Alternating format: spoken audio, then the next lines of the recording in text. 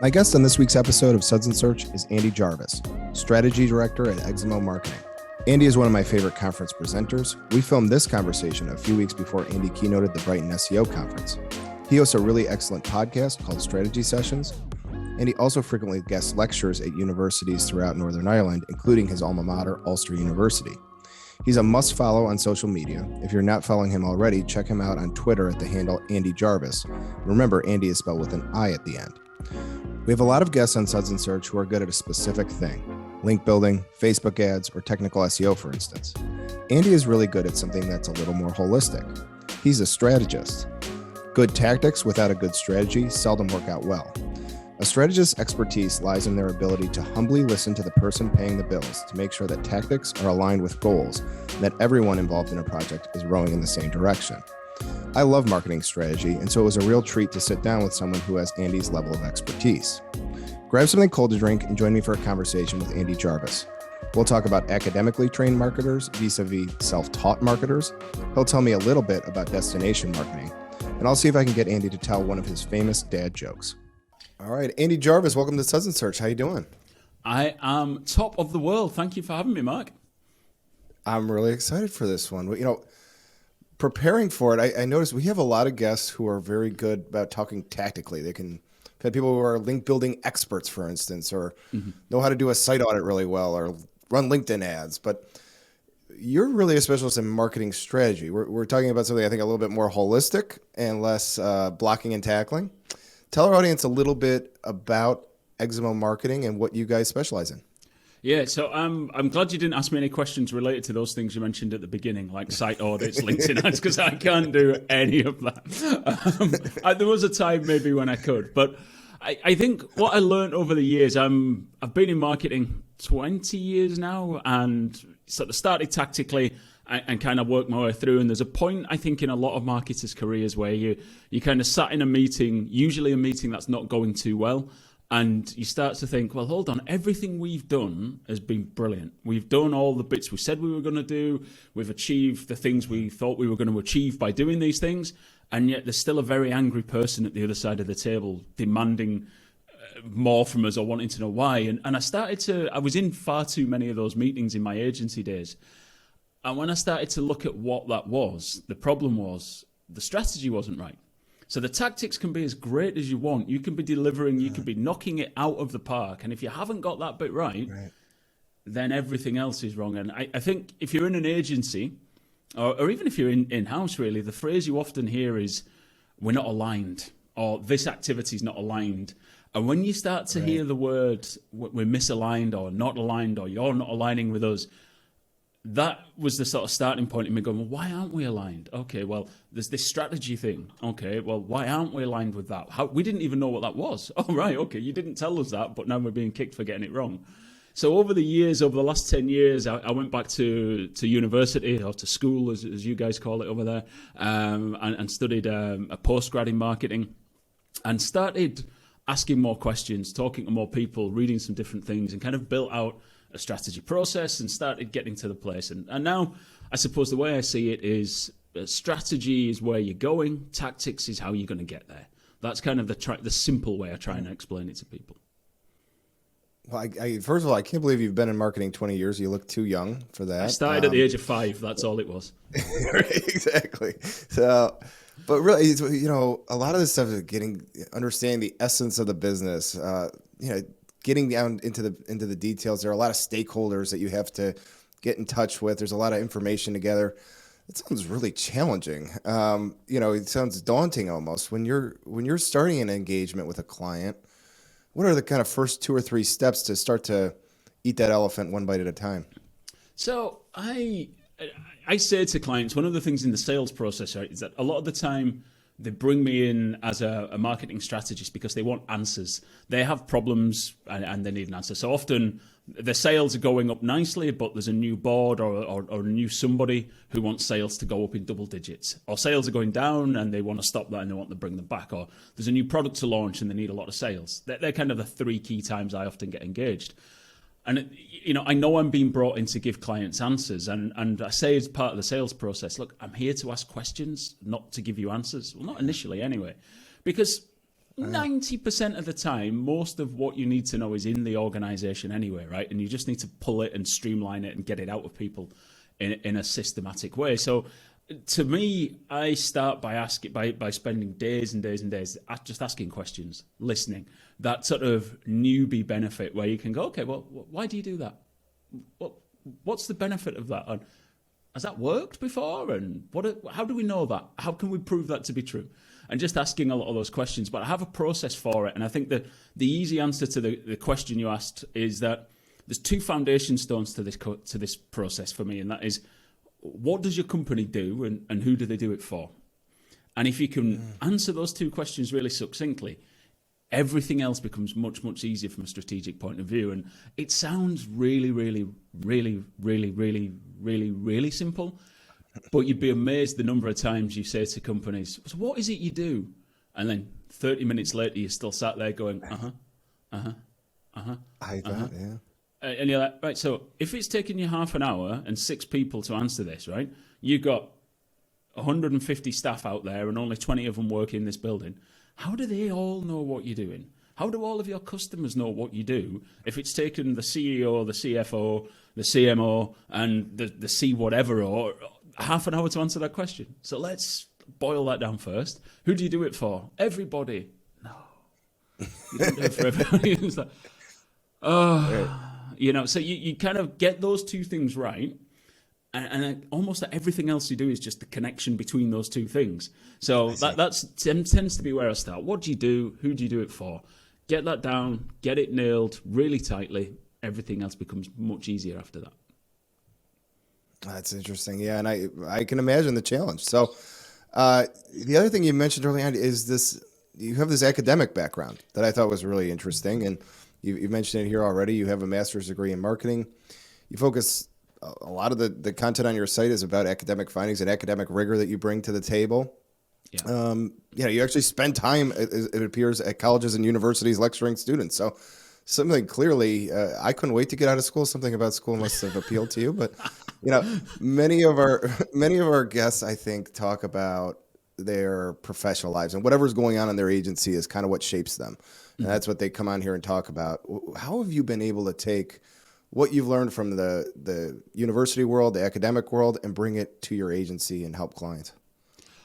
I think there's an experience factor, right? And I, as you mentioned, I do some guest lecturing at a couple of universities and teach some of the next generation of students. And I know from my experience, you go through a learning curve. You don't become a great strategist. I'm not saying I am, but you don't become a great strategist at 21 by coming straight out of school, right? You have to learn that. You have to see a little bit of the world and work out what's going on. So I think so I understand that it's a journey that you go on.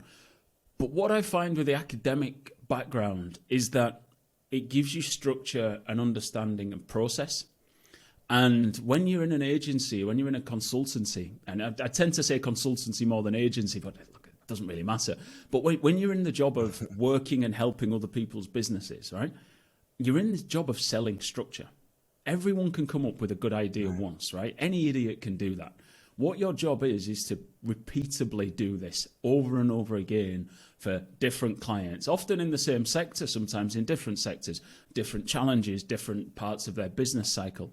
And even if you only operate in one sector, you might get a client that's just launching in that sector, or you might be working with the market leader in that sector who's been there 50 years and is the established number one.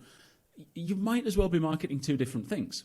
Right? Even though it's the same sector, you might as well be doing two different things because you've got two different sets of problems. So you've got to have a repeatable process. Academia teaches you that. And I always think, I've yet to be proven wrong, although with all these things you always are proven wrong at some point. I can tell when I go and work with marketing teams, and when I partner with agencies sometimes and go and work with clients through them as well. I can tell within about an hour of the people who've got formal marketing training and the people who are self-taught. Now that's not. I'm not criticizing self-taught people. There are fantastic marketers out there who are self-taught. What I find is that the self-taught people tend to gravitate into tactical disciplines and deliver them superbly, much better than I could. And the sort of the marketing people with an academic background tend to end up floating in different directions. But just to be absolutely clear on that, I'm not saying one is better than the other. I have a big bugbear in my life that, can I say arseholes on this podcast? Sure. Yeah, absolutely. It's already yeah, brilliant. Yeah. Well, look, not a lot of strategists are arseholes, right? Because strategists have this inflated view of self-importance that we are, we are fantastic. We are the important ones. We do the big work, which helps set direction for everything. Therefore, what we do is much more important than the tactics bit, right? So therefore, you need an academic background. You need to learn. You need to do this. And if you do that, you can be this fantastically important strategist. It's bullshit, right? It's just rubbish. Because great strategy without tactics is just an expensive piece of paper. Great tactics without strategy takes you in the wrong direction. Both parts are equally as important. So I'm not saying you have to have a marketing degree. I'm not saying you have to go and spend that time and that money. There are so many things that you learn by not being in university and just being in work and doing and trying and learning, right? But we can do both. It doesn't have to be either or, right? I'm like, go and get that background, but go and learn as well and go and get on the job and roll your sleeves up and get involved. So it's not one's better than the other, but I do believe that marketing training is a really important thing for marketers to have. Well, I love it. All right. Well, very interesting. I also noticed that you are the guy that agency principals go to learn how to run their agency more effectively. And as an agency owner, I selfishly wanted to ask you a bunch of questions and get some free consulting here. But you have a program for agency principals. You help them learn. Tell us about how you work with agencies. I've worked with a couple of agencies that I've worked in a couple of agencies that did very similar growth patterns and made a ton of mistakes that we could probably help other people shortcut, right, by understanding that. And one of the things I think as agencies start to grow, so if you think of the classic agency growth trajectory, you've got someone who is a subject matter expert who decides to go on their own. And they maybe do that, or there's 1, 2, 3 of them, and they're working from a bedroom or a small office, and they become great at what they do. They get more work. They need to put more people in. They put other experts in, and they intuitively know. They're experienced. They see a lot of things. They've done it before. You walk into a client, they can get hold of the problem quite quickly and work out what the answer is and solve the problem. Wonderful. That doesn't scale, right? It doesn't scale. You get to a point where you start to look at the numbers and you need juniors to come in. Juniors haven't got that experience. And then you get to a point, usually about 10. So every time you grow, you go through a growth phase. So when you get to usually somewhere around 10 people, everything that got you to 10 people will not get you any further, right? It will probably hamper your growth and will cause everything to fall over. When you get from sort of 10 to 25, 30, the same thing happens again. And from 30 to about 60-ish, and then the thing breaks again. So where I've been is that sort of 10 to 25 growth phase and seen the problems that happen and it almost always boils down to trying to use the process that got you to 10 people to get you to 25. And you have an assumed knowledge within your people that they just don't have. You expect them to know and expect them to do. And what happens then is that you have the agency principal gets sucked back into the business because they're the one who knows what they're doing, and you never get on this growth trajectory. So it's about taking that strategic first approach and saying, right, okay, how do we get better information out of the clients so that we can do the work better? Or if we're trying to expand our services from, say, PPC into SEO or from social into search or whatever that is, how do we get them to give us the information that we can do? So it mainly goes back to that same thing. It's about how do you ask the questions in a way that works for your organization, and what do you do there? So it's a bit of a sideline, if I'm honest. It's something I just enjoy doing. I love working with agencies. It gets you, it's exciting, it's fun. It's kind of, as I say, growth path I've been on before. And I've done it with a couple of agencies, always good fun, and I'll probably keep doing it, but it's definitely a sidetrack, but one that I really, really enjoy. Well, I love it, and I definitely think scaling up the agency is the hardest thing. It's strange. We're at a point now where it's like getting new customers, getting new clients is still a challenge, still a big focus for us, but work, keeping the quality of the work high, retaining clients, retaining employees, trying to scale this up, build a management layer. These are all the challenges. It really is what it is. And recruitment's a full-time job. I don't know what the employer market is like in the US at the minute, but here in the UK and Ireland, it is really competitive. Salary inflation is going wild. Very. And organizations are looking at this going, well, how do we keep people? And you go, that's okay, but how do you keep the right people?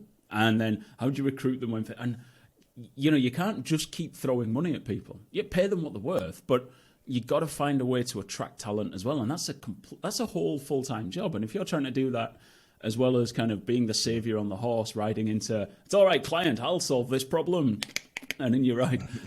You can't do all of these things. There's 24 hours in a day and 7 days in a week, and nobody wants to be working all of them, right? So you've got to find a way to unhook yourself from some of it to allow you time to do other bits of it.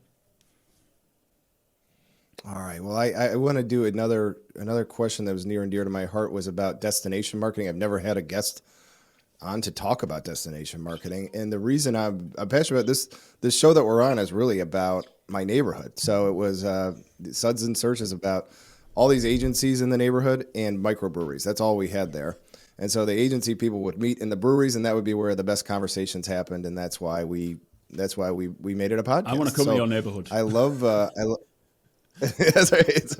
It's like this beer here was right across the street, Beguile Brewery. So destination marketing, the idea, as I understand it, is that more and more things are being done online. This comes at the expense of the city center, the downtown, the main street, whatever you want to call it. And that there's more factors coming in like COVID and everything else to shut down the town center. But marketing could help the destination market could help the city center thrive and come back and do better. How does this concept work? How do you do destination marketing? I've never done it before. So it's something, one of those areas that I kind of fell into almost because I'd done it. I'd worked on some tourism marketing with a client in my agency, and when I left there, I was doing some work with a cultural organization who recommended me into something, and it sort of got recommended into another part, and then all of a sudden I was doing a destination marketing for certain places, another place. And I think one of the key things I work on in every sector I work with every type of client is the key thing I always say is you've got to focus, right? And that's really difficult when you're doing destination marketing because everybody has a view, everybody has an area of concern, and everyone thinks that the thing that they worry about is the most important thing. So you think of any city, any destination, any area, whatever, right? And you've got to say, let's pick an area of a city. So you've got, like, I don't know, downtown Chicago or something like that, right? You've got office workers who you might want to attract to come and work there, but also you want them to go out after work and, spend in restaurants and spend in bars and things like that. You've got a family audience who you want to attract because they come at different times. They come at weekends and they spend money in different places and have different times. You've got maybe seniors who can come down during the weekdays and kind of really fill in the cracks of people's income by spending during the day when actually a lot of people aren't spending. So, that's brilliant. But then you've got out-of-towners who you want to come for holidays and you want them to stay. But in the US as well, you've got kind of folks coming from other parts of Illinois to come into Chicago. Then you've got out-of-state guests, and then you've probably got kind of way out-of-state guests, like those weirdos on the West Coast who you might want to attract at some point to spend their money. Then you've got international guests, and you start looking at all of these different groups of people. All right, and you go, which one of those is the most important? And one group says workers, and someone else goes out-of-towners, and someone else goes overseas tourists, and the tourist board wants you to attract foreign investment, but the local community want Canadians to come because they come at different holidays and spend more money. And you've got all of these things, and what happens is nobody makes a decision. So then you look at any piece of video. Video is the best place to look at this, right? Look for any destination anywhere in the world. Look at their promo video. And it's just a mess of someone's been sick into video and gone, here's what it is. And what they've done is they've picked every target customer from every possible group, and there's 10 seconds of them in a 90-second ad. There's the smiling older couple, there's the family, it's just tokenism gone mad. And then they go, we haven't really achieved our goals of tourism or additional spend or this, that, and the other. Or maybe they have, but there's no way you can prove any of it was down to anything you've done as marketing. And it's really difficult because there's so much going on. So the thing I do with destination marketing is say, right, what do we focus on? What information can we find? What's the data that suggests this is the group we go number one, this is the group number two, number three, and everything else after that, we just have to say goodbye to this year. Our focus for this year is these groups of people, and let's build it out from there.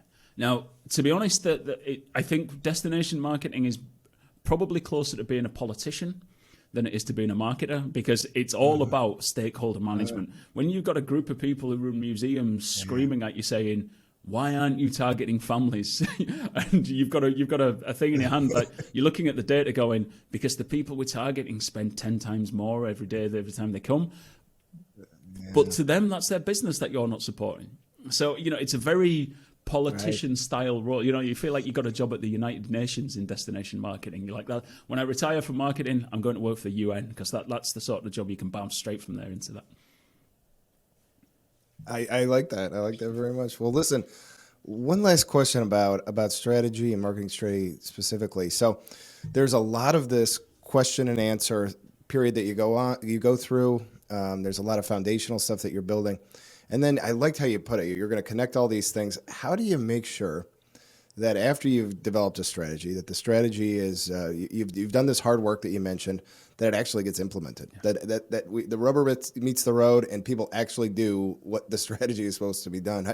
What tips or strategies do you have for that? Yeah. So no, look, this is the bit I probably got wrong most of all when I first launched, was that it's like, I have this wonderful piece of paper, nobody did anything with it, right? So how do we bring it into life? So Tom Critchlow, who is an independent consultant as well, I used to talk about strategy and execution. He introduced me to the phrase strategy and stewardship. And that's about sort of being the steward for its execution, rather than being on deck, all hands on deck for it.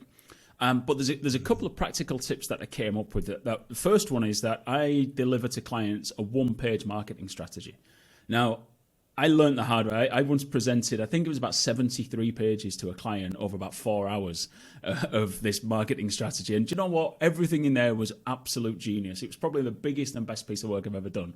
And I can tell you now, the client did not care. And they thought, thanks very much, paid the invoice, and I haven't spoken to them since, right? They were like, oh my God, what is this guy talking about? And I'll boil it down to one page, right? And on that page, I've got the answer to 4 or 5 things. Who are we targeting? Why are they going to buy from us? What are our objectives for this year? And what's the main problem we're solving for the organization this year? So that might be, so say if you're a bricks and mortar retailer who are trying to launch online, your year one challenge is probably all about brand awareness, getting the site's SEO sorted so that you're going to rank organically. And you've got kind of different challenges. If that's a year 4 company, the big challenge you might be solving this year might be retention or loyalty or something like that. So kind of have that on. So who are you targeting? Why are they going to buy from us? What are our objectives for this year? And what problem are we solving? The other thing I might put on there, depending on the project, is the tone of voice. Kind of how do we define what we're going to say? And I use a very simple thing for that. I love using celebrity spokesperson. Name a celebrity that can kind of capture the tone of voice for the organization. And let the team decide that, right? So that people come up with it. Because you can write lists of words, we want to be authentic, we want to be challenging, we want to be fun. Right. But if you say to someone, we want to speak to our customers the way Arnie spoke when he was governor, right? Anyone who's seen Arnie speak as governor gets that in their mind, and that kind of scales everywhere. It doesn't matter where they are in your organization. We talk to our customers like Arnie did when he was governor, or we talk to our customers like a pub conversation, or you get those sorts of. Let's ditch all the jargon and just give it to something that people can use, because if you don't make it usable, no one's going to use it, right? So I used to say I'd do these simple one-page marketing strategies, and I found people didn't like paying for simple, so I changed the word to accessible. And if you can get your strategy into one page, you can then give it to everyone in the organization, and you say, print that out, put it next to you on the wall, right? Stick it here on the wall behind you. And then every day when people come in, they can go, all right, these are the customers we're targeting. This is what we're trying to achieve this year. I've got to write an email to a customer. We're going to do it like Arnie talked to people when he was governor. And you get all the information's there captured on one page, and it's there and you can use it, right? So You make things usable, you make it accessible, you make it easy for people to understand. I have a thing, I call it the cath test, and I always say to people, I'm like, did they not teach you the cath test in school? And people look at me blankly. I'm like, the cath test, Kath, cath test? Never heard of it. And he goes, well, of course you haven't heard of it. Kath's my mum, right? And if she's 77 years old now, if she can't understand it, we need to go back to the drawing board. And I have just once rung her up in a workshop, and I was like, right, hold on, I am going to ring my mum here. So I got my mum on the phone, put her on speakerphone. I went, Mum, I'm in a meeting. I go, here's the problem, here's the thing, here's what we're going to do. And she just sat there, and then she went, Andrew, I've got no bloody idea what you're talking about. I was like, thank you, Mum, no further questions. And that was it, right? We cut her off. And I was like, look, my mum doesn't get it. Now, I know she's not the target customer, but if she doesn't understand it, we've got to send this to somebody who lives 150 miles away. We want them to implement this. They're not going to be here to have me explaining it, to have you explaining it. Yeah. They need to pick this piece of paper up and go, I get this. So if it doesn't pass the cath test, it doesn't go anywhere, right? Let's boil it down to be simpler. So there's a lot of time in making things as simple as they can be, as accessible as they can be. Business is complex, right? Not everything can be A plus B equals C, but let's make it as simple as we can so everybody can buy into it and everybody can use it. So that's a really, really long answer, but that's one of the key ways I do is that make it as accessible as possible and make sure that strategy doesn't just sit in the top team. It's not just this document that the top team have and they pull out of the drawer every now and again. It's a living thing that everybody sees, everybody buys into it, everybody's part of. I love it. I think that's great advice, and I love the plain speak too. I think is great. So, well, listen. Before I let you go, you have a popular podcast of your own. It's called the Strategy Sessions Podcast. Tell our audience about the show and where they can tune in. Yeah, thank you very much. Listen, I'm always happiest when I'm talking about myself, right? So it was a lockdown project where I decided, look, I wanted to listen to some marketing podcasts. I had a bit more time during lockdown. And I started listening to a few, and there was a lot of boring podcasts in marketing, right? A lot of, it makes it sound, this podcast makes it sound like I hate West Coast Americans. I don't, right? I've been a couple of times and I love it. But there's a lot of podcasts by nasally West Coast, sort of San Francisco's going, hey, today we're going to talk you through how we built this thing. And you're like, oh, no. And they're just so dry and so boring, and you can you can tell they're scripted, and it's like that. So today I am reading this script, and we are doing this thing. And the other thing that a lot of podcasts do, especially in marketing, is they will have agencies, consultancies interviewing people they want to work with. And it's like, hey, let me tell you how wonderful we are because we want to pitch. It's like a soft pitch. And you're like, look, lads, I know it works, right? Because it maybe gets you in the door, but you're not adding... When I was at university, my lecturer used to talk about your thesis should be like a grain of sand on a beach. But it all sort of adds to the knowledge over time. So I was like, how do I add a grain of sand onto the beach now by sharing knowledge? I was like, right, we're going to have a long-form podcast. It's an hour long. I'm going to interview great marketers from wherever great marketers come from and around the world and just get them talking about marketing and what people can learn from that. So I done I'm in the middle of the second season at the minute. So there's 25 in the first. I think I'm up to 10 so far in the second season. And it comes out every fortnight. You can find it in all the usual places, Apple, Spotify, Google. It's kind of pushed to all podcast channels anyway. So it's Strategy Sessions. It comes out every 2 weeks, and it's an interview-based podcast with marketers, academics, some of them are, a lot of people who are working, CMOs, fairly senior people, a lot of lessons we talk about, mistakes you made, what did you wish you knew 15 years ago, all that sort of stuff. So I love doing it. I just love, as you've probably noticed, I love talking about marketing. So it's great. It's been the best thing I've ever done. I love it. This is my favorite part of my job too. So, all right. So the last thing, we were talking off air. I just realized this episode, I think, is going to come out right around the time of Brighton SEO. You're keynoting. Yeah. I just found this out. What are you going to be talking about? I hope no one listens to this podcast before Brighton SEO, because I've probably given away all the answers. But so the title of the presentation is Strategy versus Tactics, which is more important? And look, the answer is, as I've already said, it's both. They're both equally important. But if you're going to be at Brighton SEO, pretend you didn't know that, right? Because so it's about... yeah, look, it's about defining what we mean by some of these things and about understanding why tactics are important, understanding why strategy is important, and hopefully marketers of various disciplines like sitting and throwing things at each other, don't they? You know, you've got the SEO guys on one side and the PPC guys on the other side going, we're better than you, we're better than you. We've got PR at one side and we've got marketing on the other side going, oh, we're better than you. And you've got all of this going on. And actually, maybe when we all get together and we all kind of hug it out, when we work together, things get better.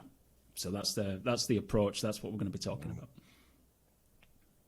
I think it's going to be huge. So this is everyone's favorite part of the show. This is where Greg gives me a question for the guest with no context. So I don't know any more.